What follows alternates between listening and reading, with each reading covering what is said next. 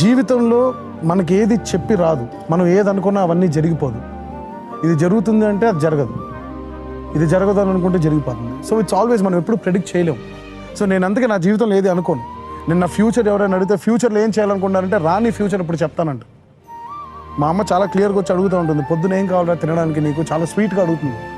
నేను ఒకటే చెప్తాను, పొద్దున్న నిద్ర లేచిన తర్వాత చూద్దాం అమ్మా అని. రాత్రి చనిపోతే బట్ చెప్తాను, మన జీవితాలు అంతే. మనం ఒక చిన్న ఆశ మీద బ్రతుకుతూ ఉంటాం. దేవుడు మనిషికి ఇచ్చిన గొప్ప వరం చావు గురించి మరుపు. మనం చచ్చిపోతామని మనకు తెలియదు. మనం అది మర్చిపోయి మన జీవితాన్ని సాగిస్తూ ఉంటాం.